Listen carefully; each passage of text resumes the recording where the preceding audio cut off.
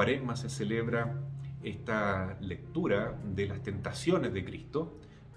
Se celebra, digo, porque es una victoria del Señor finalmente, ¿no? Jesús vence las tentaciones y nos da la esperanza de que un día también nosotros podamos vencer esas tentaciones que a veces nos hacen sucumbir y que muchas veces en la vida se han convertido en vicios, en malos hábitos que, como dice Aristóteles, se transforman finalmente en una segunda naturaleza, digamos, que es tan difícil desarraigar de la vida, pero que con mortificación, con ayuno, como se dice en el oratorio mariano, con autoeducación, podemos poco a poco irnos desprendiendo, no con nuestra fuerza, sino con la gracia de Dios. Pero ese aporte humano, esa cooperación,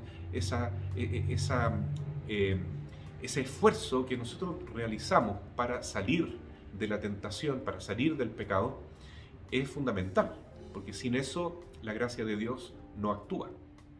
Entonces digo que es una alegría ver que Cristo no solamente resucitó, que es la fiesta de la Semana Santa, sino que también venció esta tentación, que es nuestra prueba de cada día. Y básicamente entonces las tentaciones que sufrió el Señor son las mismas que sufrimos nosotros. La tentación de la carne, la tentación del poder y la tentación de la magia, de la brujería. En otro sentido podría entenderse como el dinero. El dinero es como una varita mágica también que a veces nosotros idolatramos porque pensamos que a través de ese mecanismo del dinero vamos a conseguir la felicidad. Pero eso es una ilusión, lo sabemos bien. No se puede servir a dos señores. O servimos a Dios o al dinero. Pero en general, esa mentalidad mágica de que con una varita de poder humano o con el poder de los demonios vamos a lograr la felicidad, es una tentación tremenda, súper dura y difícil, pero que Jesús también venció. Vemos entonces que la primera tentación que sufrió el Señor es la de la carne. Aquí hay que tener un poco de cuidado porque a veces por reconocer que verdaderamente la concupiscencia está en nuestro cuerpo, está en nuestra alma también, ¿no es cierto? Porque lo que mancha al hombre, dice Jesús, es lo que sale del interior, ¿no? O sea, la tendencia al mal no es que esté en las células del cuerpo, sino que está incrustada también en el alma. Y eso se llama concupiscencia. Entonces, es uno de nuestros tres principales enemigos para vivir la vida cristiana y para alcanzar la santidad. La carne manchada con la concupiscencia, que lamentablemente no se borra con el bautismo y ni siquiera se borra con la confesión, con la absolución. Como que esa tendencia al mal sigue ahí. Claro que el bautismo, las confesiones, los sacramentales en general, la lucha por la santidad del día a día, ¿no es cierto? El ayuno, las buenas obras, la oración, nos van ayudando a ir disminuyendo el poder, el alcance que tiene la concupiscencia en nuestra vida. ¿Ya? Es una lucha del día a día, pero siempre va a estar esa maleza instalada en nuestra alma, lamentablemente, ¿no? Hasta la muerte. Va a crecer el trigo bueno, que es la acción de Dios, la gracia del Señor, su palabra que va dando fruto en nuestra vida, pero también está esa concupiscencia que la heredamos del pecado original y que el demonio va alentando a lo largo de la vida, inyectando nuevas semillas de maldad en nuestro jardín del alma, en la medida que nosotros se lo permitimos. Entonces, realmente esa es un campo de batalla tremendo, ¿no? Que es la lucha contra la carne. Pero hay que tener cuidado de no confundir la carne con el cuerpo. El cuerpo que nosotros tenemos no es algo malo. De hecho, cuando Dios crea al hombre, dice que es muy bueno. Al hombre y a la mujer, por supuesto. Y no solamente es bueno el espíritu del hombre y la mujer, también el cuerpo lo es. Y el cuerpo nuestro está llamado, ¿no es cierto? Nosotros tenemos la vocación de ser templos del Espíritu Santo también en nuestro cuerpo. Pero ¿qué sucede cuando el cuerpo se utiliza de otra manera, ¿no? Cuando nos manipulamos a nosotros mismos, nos instrumentalizamos en nuestro cuerpo. Quiere decir que en ese momento estamos usando el cuerpo como un ídolo que puede funcionar como un tirano, ¿no es cierto? también porque nos hace depender mucho de las exigencias de ese cuerpo, que a veces, ¿no es cierto?, nos somete.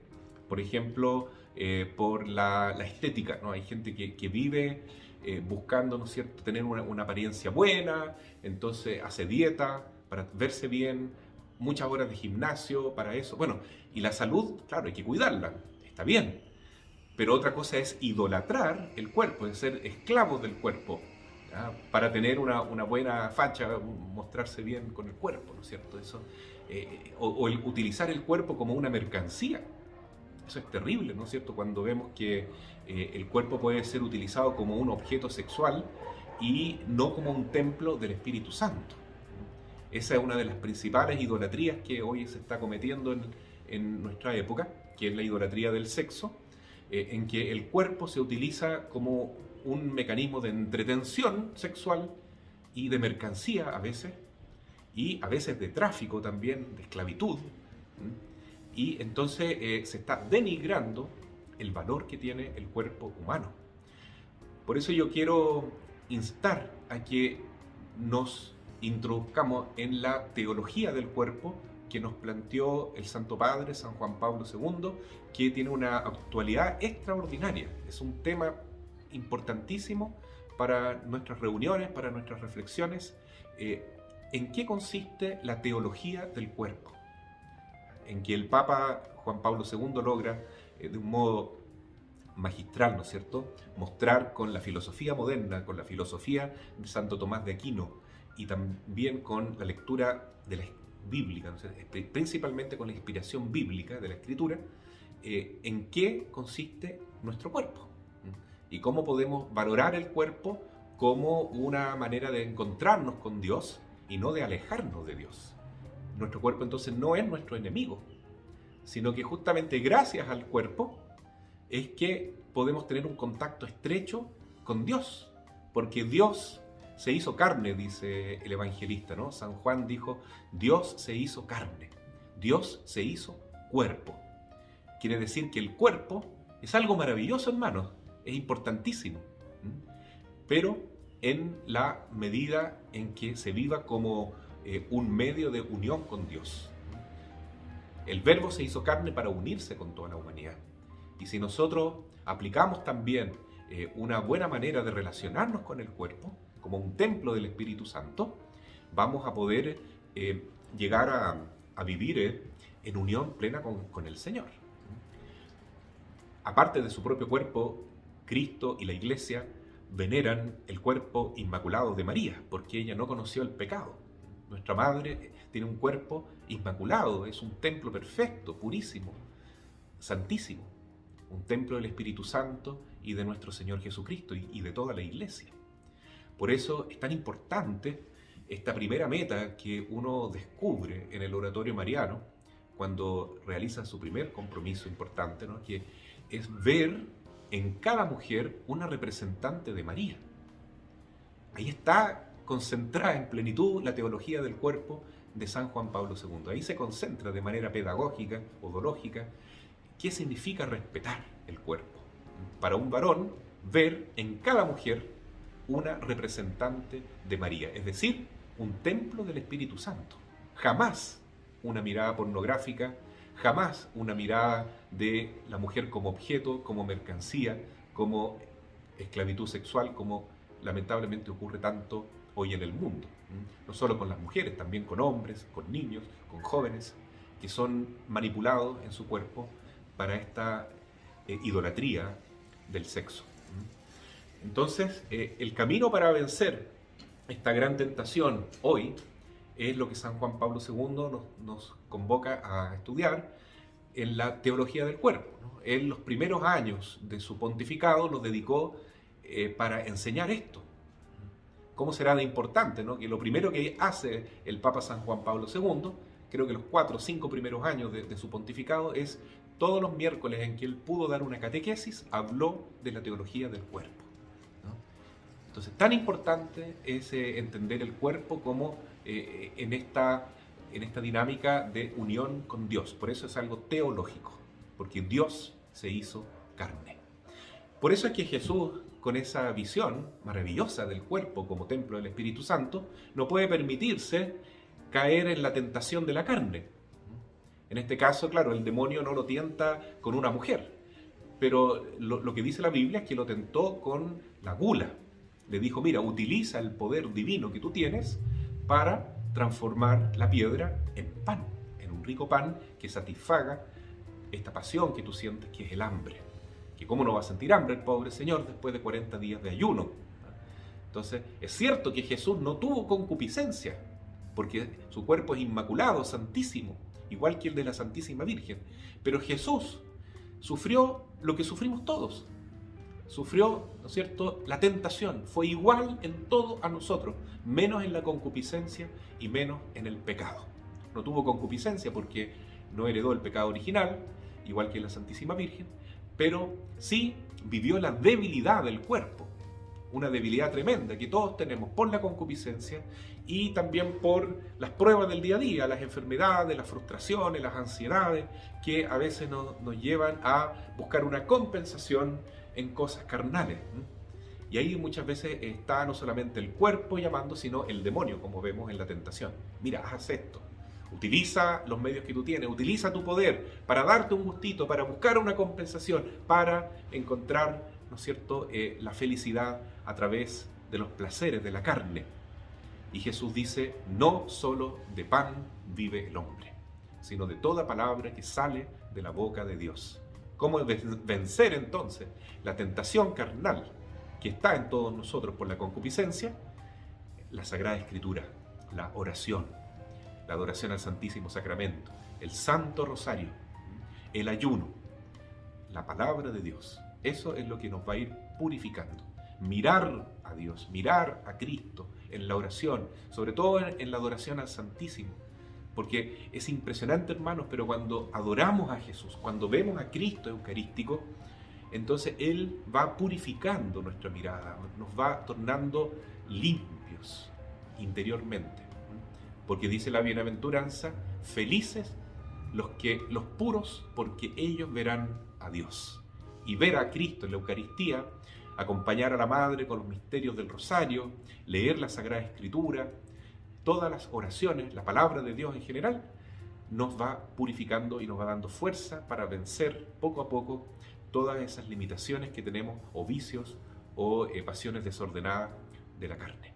Esa es la primera tentación, entonces, que Cristo vence y que de un modo programático tal vez podríamos dejar establecido que hoy el Señor nos quiere enseñar a ver el cuerpo como un amigo, como un templo del Espíritu Santo, por medio de la teología del cuerpo de San Juan Pablo II.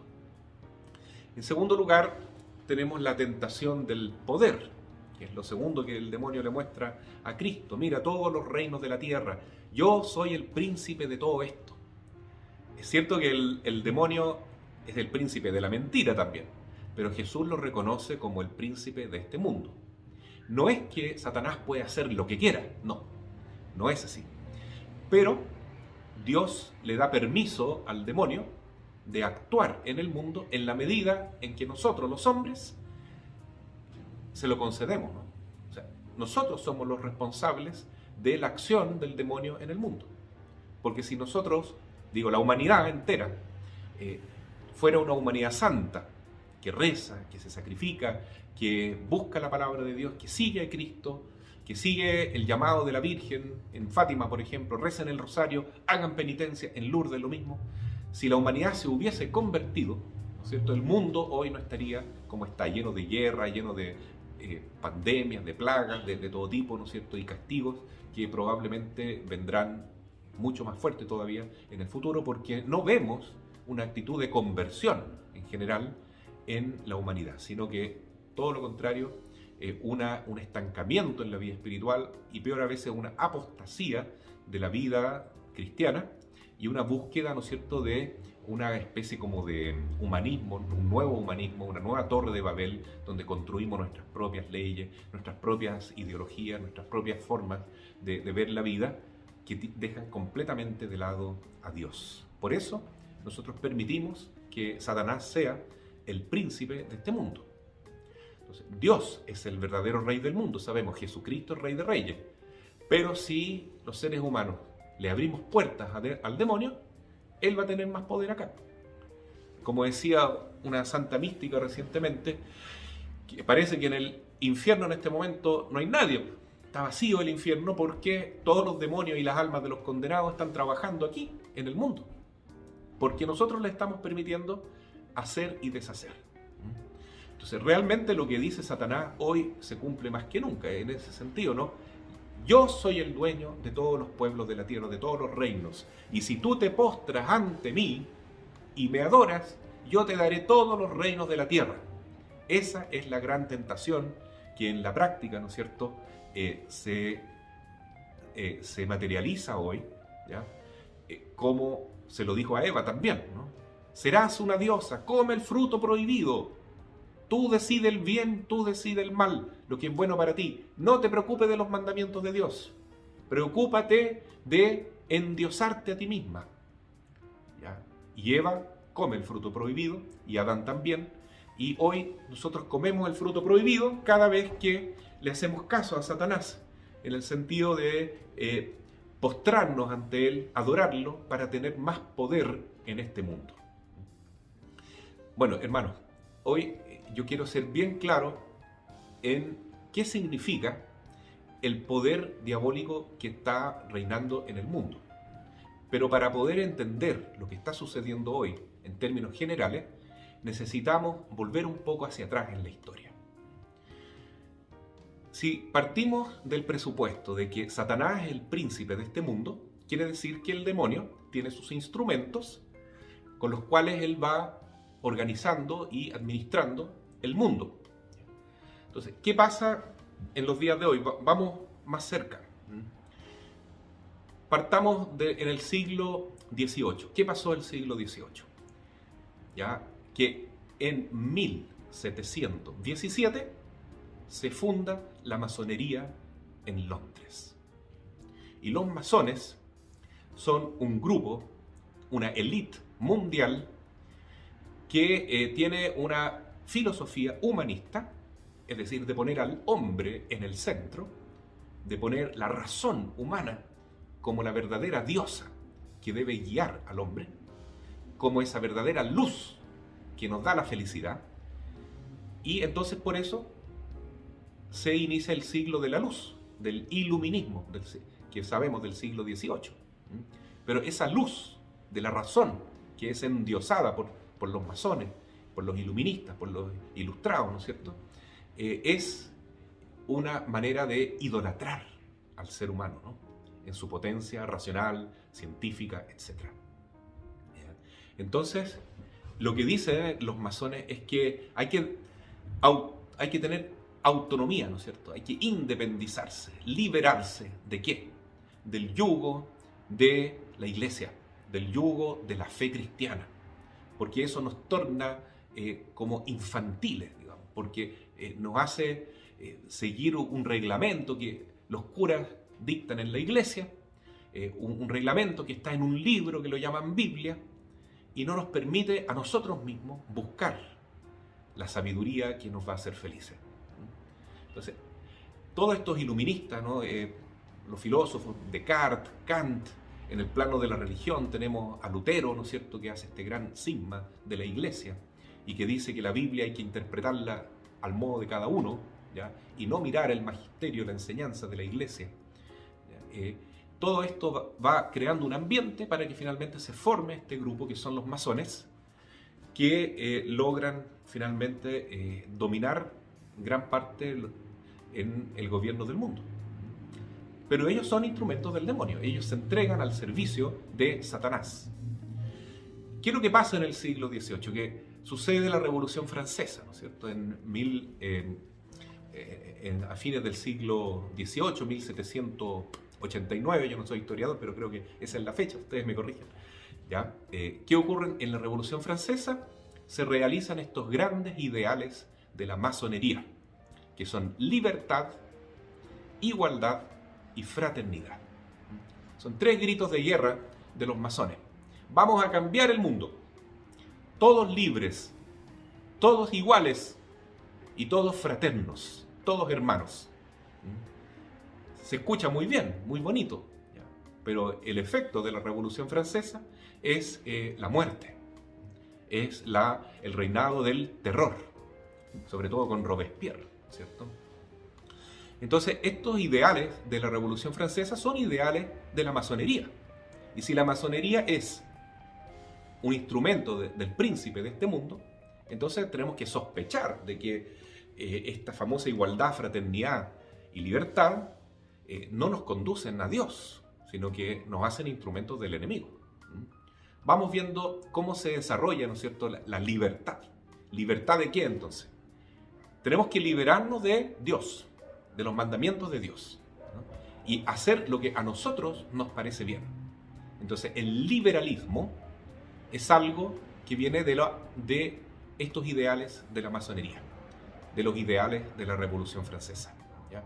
Y se va aplicando de distintas maneras en el plano político, alrededor del año 1800, 1810, 1817, por ahí, ¿no es cierto? O sea, un siglo después de la fundación de la masonería en Inglaterra, la masonería logra la independencia de las colonias españolas, americanas en general, la independencia de España y la independencia de Inglaterra, independizarse de la monarquía, independizarse también del dominio de la Iglesia y formar un Estado republicano más laico, sin influencia de la fe, o sea, cada vez más independiente, más, entre comillas, libre de la influencia religiosa.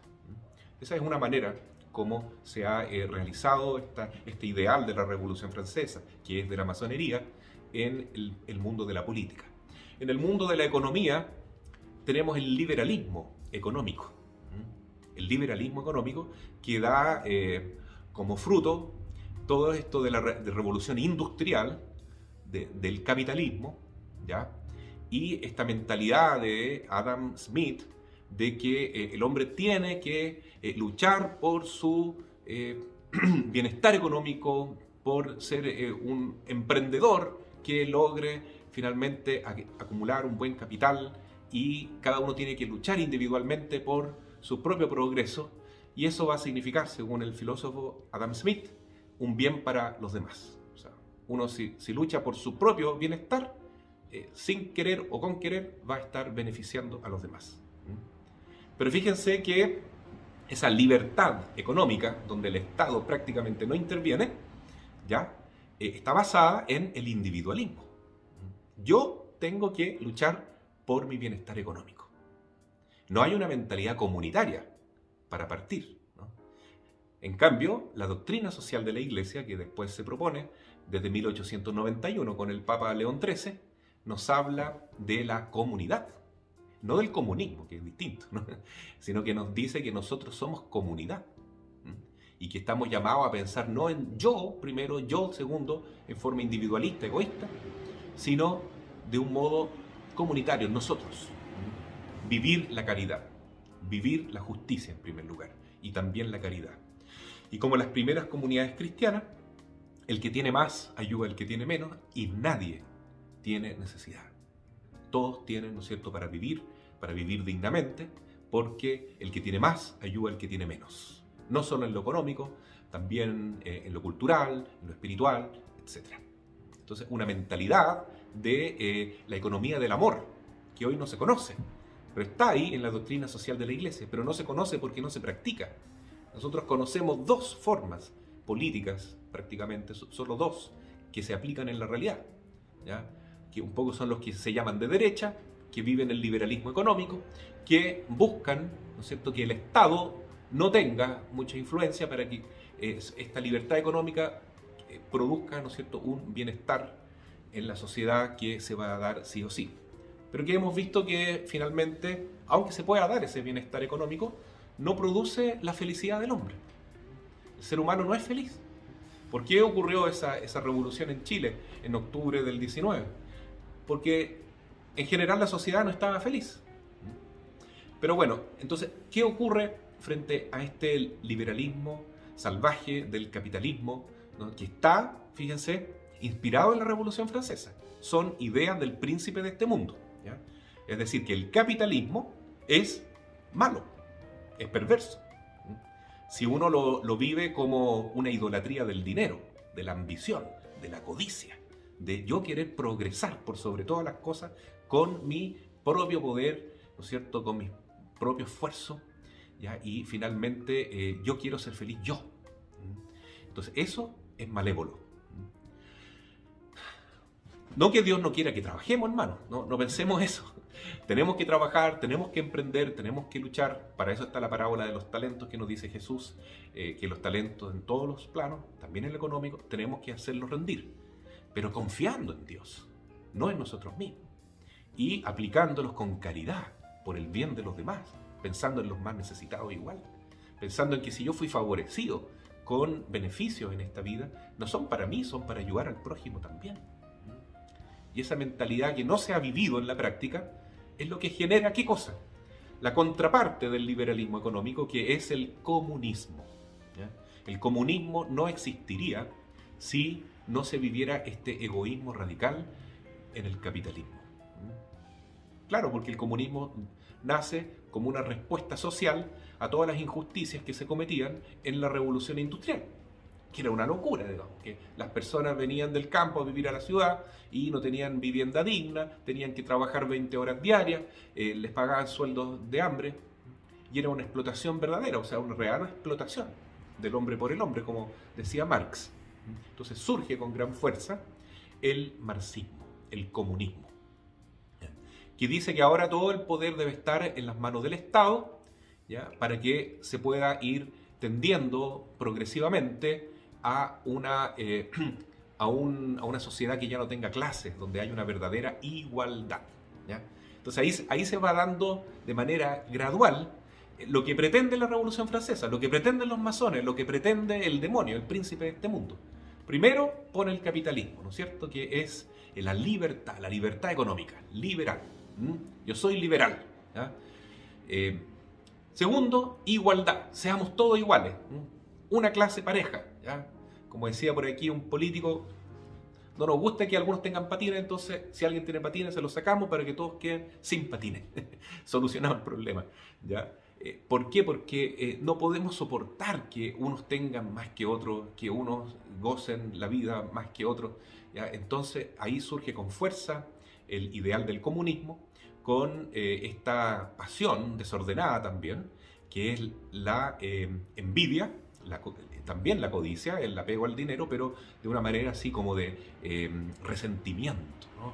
Qué rabia que otros tengan, unos poquitos disfruten los bienes, ¿no es cierto?, y la inmensa mayoría no tanto, ¿no? Entonces ahí surge el ideal, ¿no es cierto?, del comunismo como una revancha de las clases menos favorecidas hacia los más ricos, ¿no? Una lucha de los más pobres contra los que tienen los medios de producción.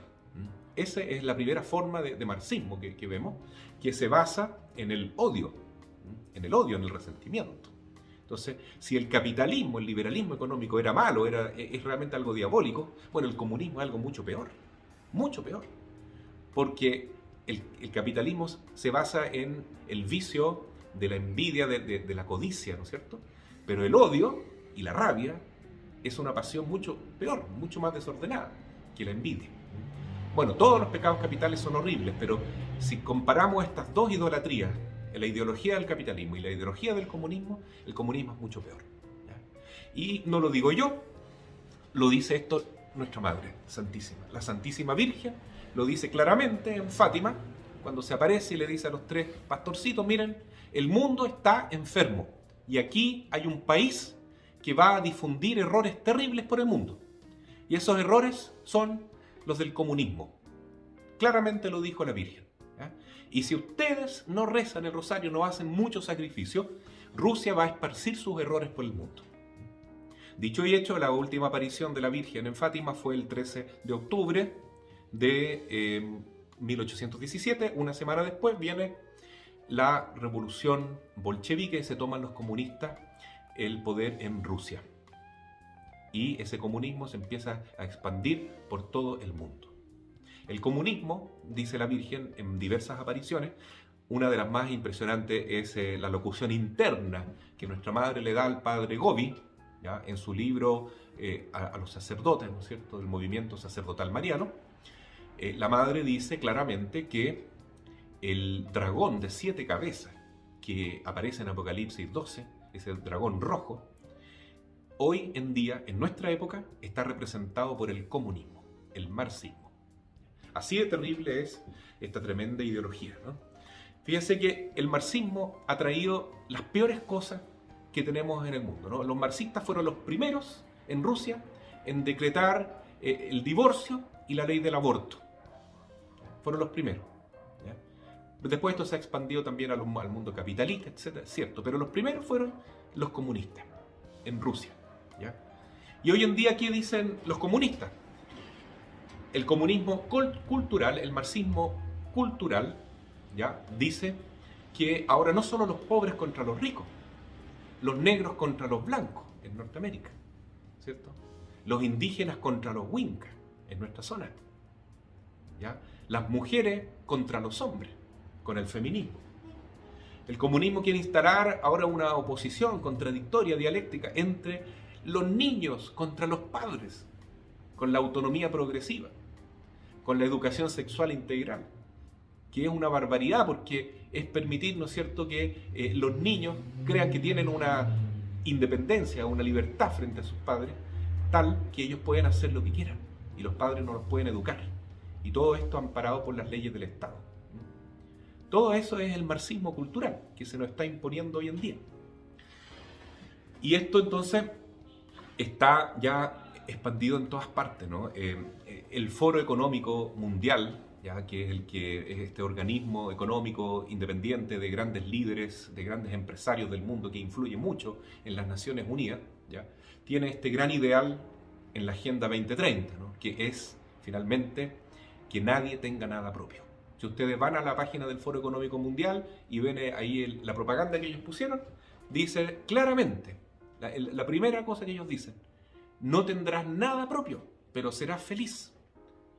Y ese es el ideal del comunismo, que no haya derecho a propiedad, que no hayan derechos individuales, que nadie pueda, ¿no es cierto?, tener libertad de expresión, libertad de creer, libertad de enseñar a sus hijos como quiera, porque no se puede, porque el Estado, ¿no es cierto?, con esos pocos burócratas que se enriquecen, que se llenan de poder y dominan todo, tienen todo el poder concentrado, y el resto tiene que actuar como pieza de una máquina, y se produce la peor de las tiranías.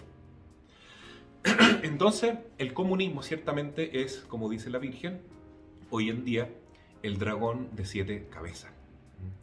Y junto a ese dragón de 7 cabezas hay otra bestia terrible, que ustedes la pueden leer en Apocalipsis capítulo 13, el siguiente capítulo, que es una pantera negra, horrible, ¿ya?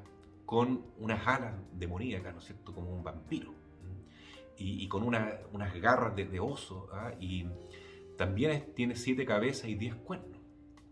¿Y cómo será esto de patético que la Organización de las Naciones Unidas en Nueva York colocó esa imagen, esa estatua, en la plaza frente a la ONU en Nueva York? Esa misma imagen que aparece ahí. Impresionante. Véanlo, por favor. Véanlo. ¿Ya? Porque el demonio es así, ¿no es cierto? Es muy osado, es muy sinvergüenza. Y dice, bueno, esa es la imagen que Dios colocó, eso somos nosotros. La masonería, esa es la masonería, ¿ya? Que domina todo, ¿ya? Y esa masonería que se entrega a los poderes del ocultismo. Y aquí entramos a la tercera tentación, que es la de la magia. La magia, ¿no? Cuando Jesús, ¿no es cierto?, vence al demonio, le dice, solo a Dios adorarás, ¿cómo me voy a postrar ante ti? ¿Ya? Entonces ahora el demonio le pone una tentación más sutil. Y le dice, bueno, entonces ya que no quieres ser poderoso, pero por lo menos te puedes sentir famoso, ¿no? Y sentir poderoso con la ayuda de los ángeles. Entonces lo puso en la punta del templo, de la torre del templo, y dijo, lánzate y los ángeles te recogerán. Ustedes imaginarán a qué ángeles se refiere Satanás, o sea, son los ángeles del demonio, ¿ya? Nosotros te recogeremos y te harás famoso, ¿no? Te harás famoso como un verdadero mago. Entonces esa es la tentación del ocultismo, de la magia, de utilizar los poderes ocultos, esotéricos, de la brujería. Y eso está tan expandido hoy en día que los niños nacen con esa mentalidad. crecen con esa mentalidad. Por ejemplo, todas las películas de Walt Disney hablan de magia.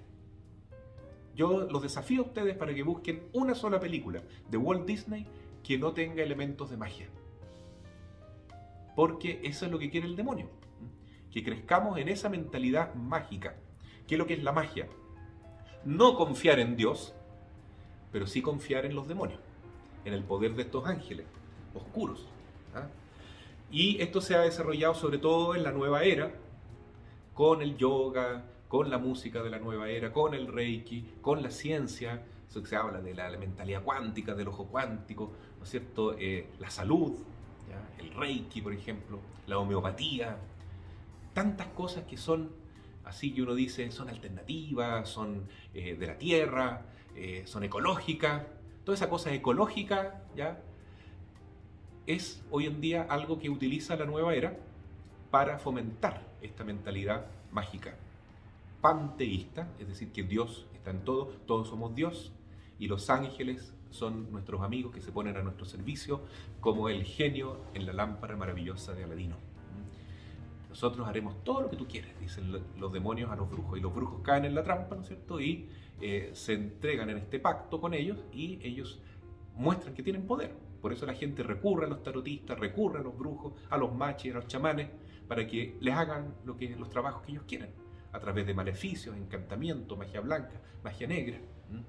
Entonces, esa mentalidad mágica está muy metida en nuestra época porque hemos abandonado a Dios, hemos abandonado a la iglesia, hemos abandonado los mandamientos de Dios, a Cristo, y hemos buscado ahora una nueva espiritualidad, que es falsa, que es mentirosa, y que es diabólica, y que muestra por qué hoy en día es necesario que haya más exorcistas en el mundo, porque mucha gente lamentablemente abre puertas al demonio, y el demonio lo hace zumbar, ¿no es cierto? Lo hace sufrir tremendamente, porque eso es lo que quiere Satanás: engañarnos, vestirse de ángel de luz, pero finalmente dominarnos, extraernos toda nuestra vitalidad y dejarnos, ¿no es cierto?, como un trapo viejo, pisoteado por el mismo demonio.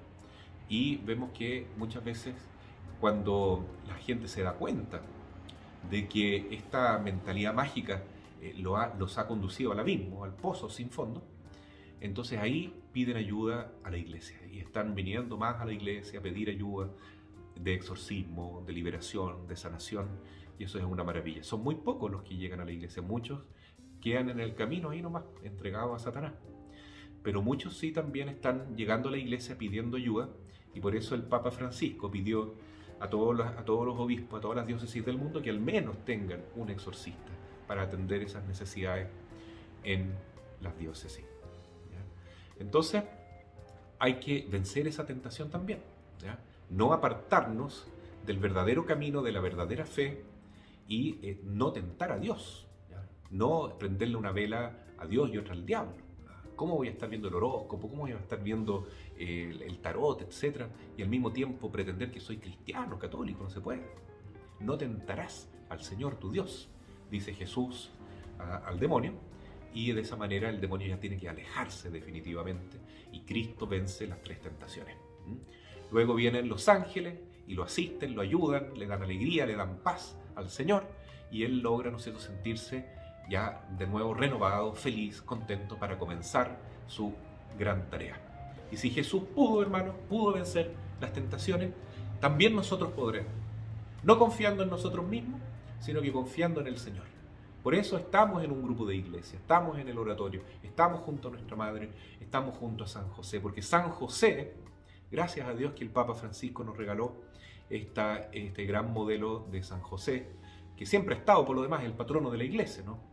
Justamente el año de San José fue para celebrar un gran jubileo del nombramiento de San José como patrono de la Iglesia Universal. Entonces vemos que San José vence por su propia vida, por su propia santidad, estas tres tentaciones. Por ejemplo, frente a la carne, San José fue un hombre casto, un hombre tan humilde, tan bueno, que nunca iba a ver una mujer de manera libidinosa, de manera lujuriosa, porque él amaba a María sobre todas las cosas. Entonces, ver en la mujer una representante de María, ese es el camino.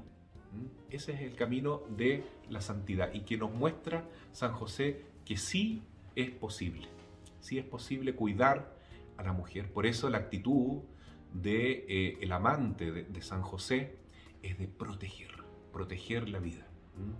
La mujer, ¿para qué andamos con cosas? Se le ha llamado el sexo débil durante mucho tiempo, ahora no, porque no nos conviene decir eso, ¿no es cierto? Por razones obvias. Pero sí, la mujer es más frágil que el hombre, en el sentido físico al menos. Es más pequeñita que el hombre, puede ser que ella tenga otras fortalezas mayores a nosotros los varones, en el ámbito de la psiquis, del espíritu. Pero es un ser más débil y frágil físicamente. ¿Por qué?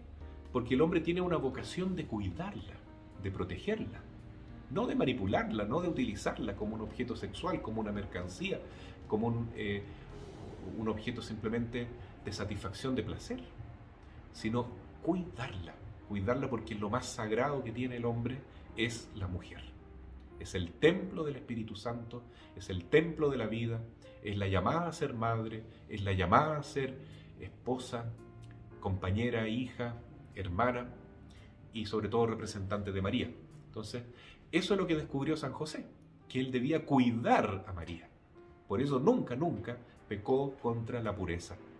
Y para poder vencer ese gran enemigo que es Asmodeo, el demonio de la impureza, de la lujuria, entonces está la devoción mariana.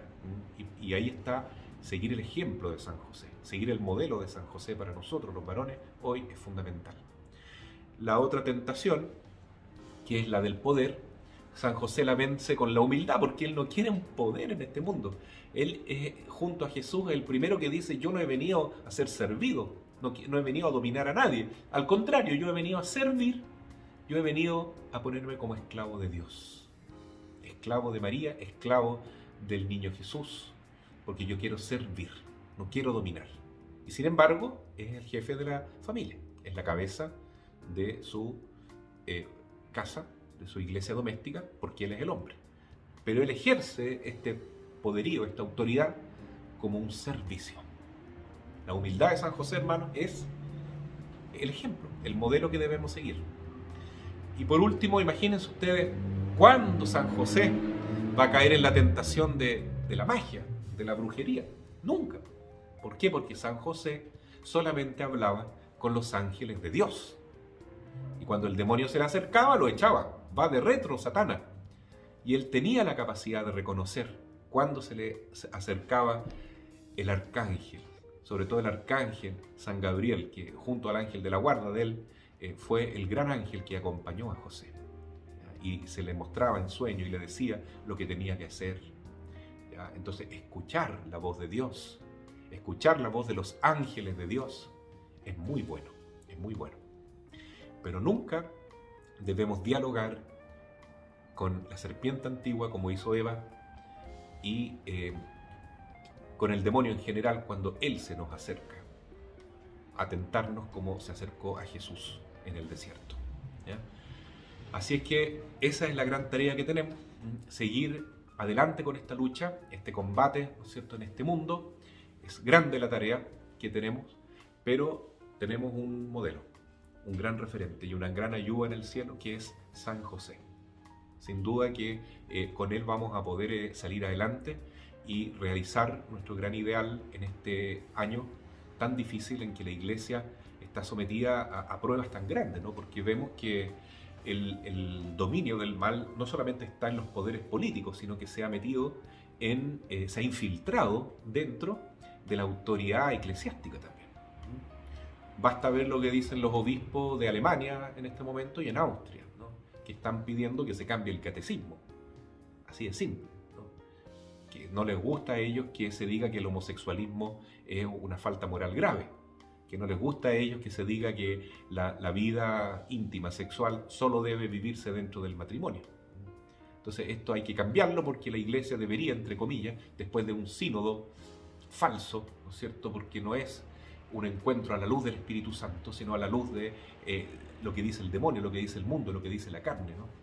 Entonces la gran conclusión de los obispos de Alemania en este momento está haciendo eso, que hay que cambiar la moral y la fe de la Iglesia.